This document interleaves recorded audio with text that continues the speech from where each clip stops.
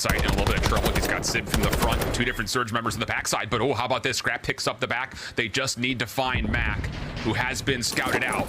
Just comes down to, can you get a position to actually deny him? Because Seattle's actually still spawning pretty close. Here comes their next break attempt at a tie game. Nice solid start for Insight on 3 in a row. Turns the attention back towards Sid. But the double allows a chance for Surge to work their way back in. And north to south spawns. You got north spawns coming through from Seattle over by the Chandelier. South spawns down over in the spot. So it is just a foot race to see you can get the reinforcements here in a kill feed that is just going pinstripe across the board. Still, a lot more players for Toronto spawning in towards the back. This one not done being fought over yet. Accuracy trying to fight their way in with this last 23 seconds on the way, but Toronto will eventually get through the chaos, and that should lock in the better part of the last 20 seconds with the scrap time. Seattle going to default to playing for rotation, but they're actually giving up a lot of space here on exit. Toronto's going to have a lot of room to work with when they get off too. It's also a lot of question marks about where some of these players might be lurking at. Are they going to be giving them a nice little clap on the back? 60-35 the tally, and Toronto gets the early break. Still 40 seconds to fight. Surge trying to put their way back in, but no, denied through Freezer. Mac, the last one left. He does get the first, but a lot more to deal with. And hold on a second. He does take down 2, but Toronto ultimately will hold.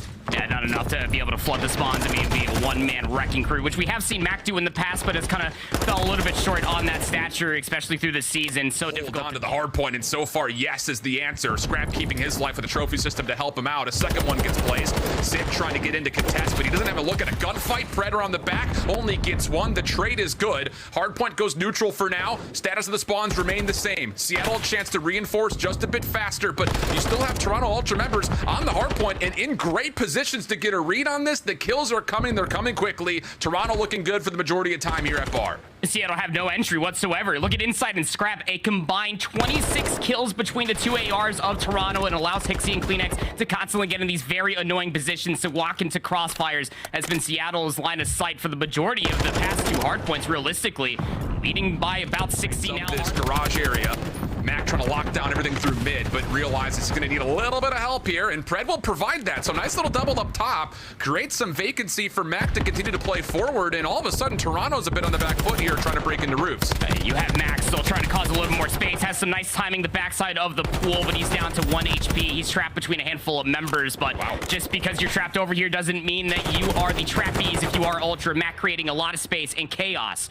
Kills to still come through. They got Lamar off the point for the time being, but reinforcements for Seattle Surge right around the corner. This has been a very successful P6 for them. Red trying to clear out the back, just completely bamboozles Insight. So numbers on the time looking good for Toronto, but ultimately Seattle feel pretty, I would say. One's art, guys. One's art. Absolute free, guys. He's in the corner in there. He's stuck. Dead. I'm running away. I'm gonna put you left. You have to get time, Dante. You have to get time. Okay. I'm blocking. They're going left. They're going left to me. Pop it, I think. I don't have red door. I'm playing the broken. I'm blocking. I'm sitting ball right now. I think one's to the left. They're DR, guys. They're DR. They're working the shit. You on you. I'm coming pond. Chat. You can be red door on one shot. Ball, dead. Red door wall, dead. I'm pushing out curve. Stay down. Make sure we block the back. They're in the back. They're pond. One's in the ambulance. He's in the blue dash right. Take pond and one blue. Broken hole. He jumped out in pond. He's on the right side of the car. We spawned up. I'm here. He's on the car in the back, okay? I'm gonna hit this, bro. I'm waiting for you guys. Everybody's fucking clock, bro. Absolute pond. One's gonna be curved. Okay, one's gonna be curved as well. People sneaking through, multiple hits coming with numbers from the front. It just feels like Seattle, despite their best efforts, just can't quite get a grip on where Toronto's hitting from. I mean, it was such a great effort at that 4P2. You even heard accuracy in the comms, kind of the general for the Seattle Surge team. He was anchoring the spawns, trying to get players in position to try to keep these players at bay. But Kleenex is still on this spree. He was the sole reason why Toronto were even able to get behind P2. Finally, the spree gets put to rest. Cruise missile in his back pocket. Kleenex leading the charge. Toronto Ultra looking to close it out in the upcoming few hills. It's just the small advantages that Toronto have found, hill to hill, rotation to rotation, has ultimately led to a position where Seattle to try to rotate. And when condition is set for Toronto Ultra with his leader's advantage, 215 to 168, just chalk it, rotate, set yourself up in the middle of the map. Player to watch out for could be Hixie. He's setting himself up for a flank all the way through the middle of the map. Gets scouted out by Sid, so numbers might be dwindling here for Toronto Ultra, but they gotta get past the beam that is Insight. Yeah, it's one of those things, man. When Insight's shooting like this, you can see why Toronto loved this map mode combo. Hixie from behind may have just put this map out of reach. 237, 168. Insight still checking every single corner. Kleenex finding the eliminations up front, and that allows Insight just to continue to go from killing spree to killing spree. No chance here for Seattle to touch, and Toronto on one of their flagship hard point. Sure It does. likely turns into a Seattle win, but not in this universe. Seattle on their first defense, looking for aggression over towards side. Toronto's here. Shots are tagging, but no kills coming through as of yet. Finally, a Semtex lands, and keep your eye on accuracy. After that Semtex, he is pushed behind offensive Toronto, who now all of a sudden do not have a bomb carrier and are kind of stuck looking and hoping they can find a couple of free picks. But this is a very tough 2v4, and accuracy will pretty much put this one out of reach, leaving Scrap down to a 1v everybody.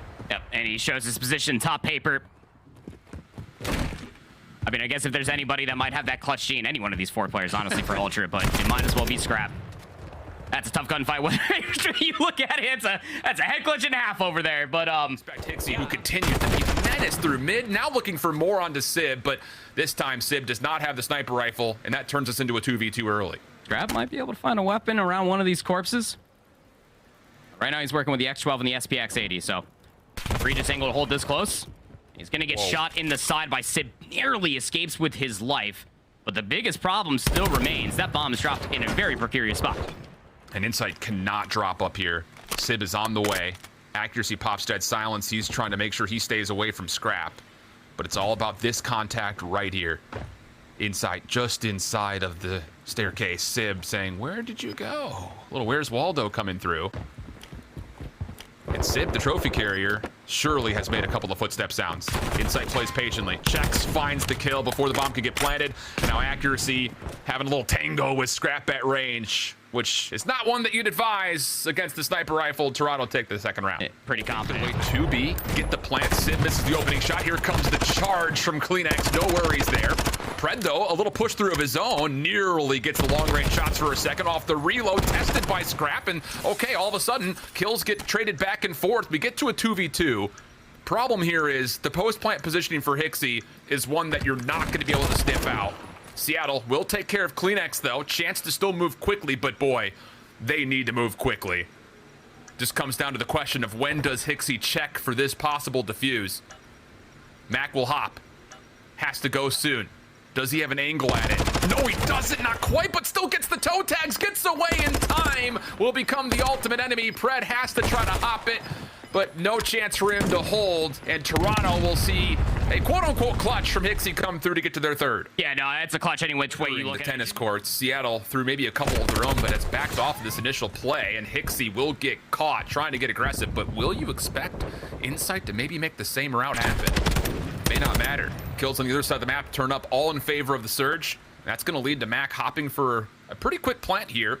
Kleenex maybe a chance to contest, but as Mac gets the plant, the exit is on, and Kleenex gets traded. It all falls to Insight for the 1v2. Good cover. Accuracy needs to stay alive up here. Inside throws some shots his way. Top admin, 1v2, gets the gunfight versus Pred. No shot, no dice.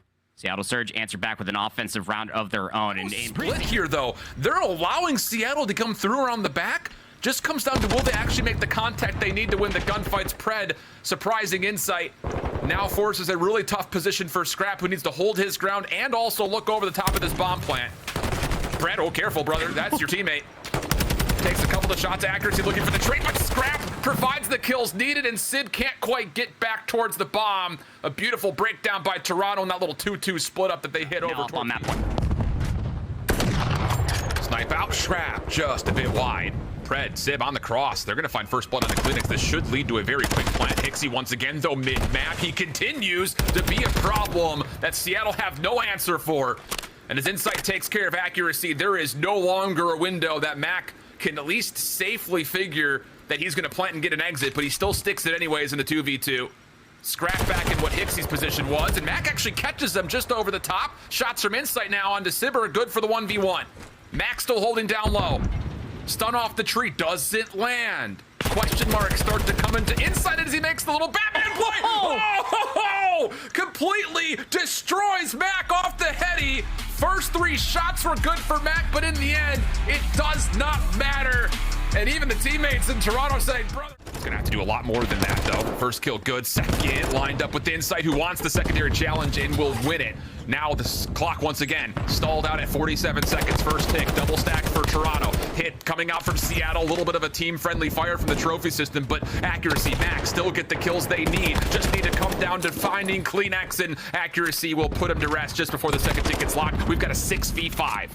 Trophy systems don't care what side of the team that you're actually on or who threw it. 6v4. Last set of respawns here for Seattle Surge. Gotta play this perfectly. Seattle just bunkering up around the back. Lots of trust that the ARs can get the job done, but oh, how about that little bait and switch? Scrap takes down accuracy. First member down. 23 seconds on the clock here as well. Sib tested at range. Scrap just kind of playing with them. Needs to follow up. Sib steps away. Has to come back on though. Second ticket progress is going to be locked. It's him versus the world, and no, not able to get back through the host desk, and that's enough for Seattle to be pushed off and hand to Scrap.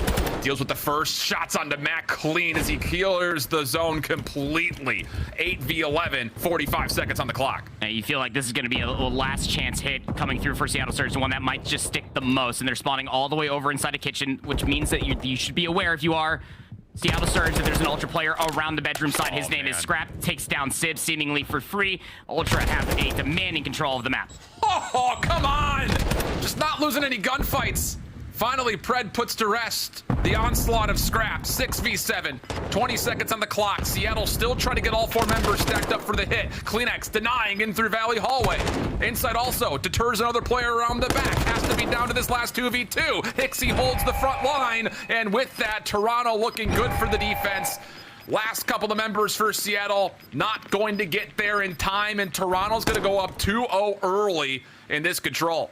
Control and the series leading 2-0, and again their way in towards this Seattle defense. The kills come through. Now it's on the stack. Seattle need to hope that these nades can start to land. You've got CleanX blocking mid-desk. First tick is in. 3 members are still on. Last chance for Seattle if they want to try to extend this series, but Toronto continue to find the kills. Insight, last one left, and he will be taken down, but oh, it's punishing. 19 plays, 13, still a ton of time, and Scrap still has some mid-map control. Yeah, I was about to say Scrap is making it even further expensive. 24 and 15 now. But that was denied very quickly and very convincingly by Seattle, who now have some good mid-map control. Hold on a second. This could still be plausible that Seattle can hold. Problem is, there's only 6 lives remaining. And you have to play so defensively and turn it up on the backside of this B control zone. Deplete what you can. Set yourself up on these God Headies. Make sure that the flank can stay secured. Inside just laying prone. Up top lights. Just expecting players to encroach on forward, but we're running out of game clock. Ultra need to go.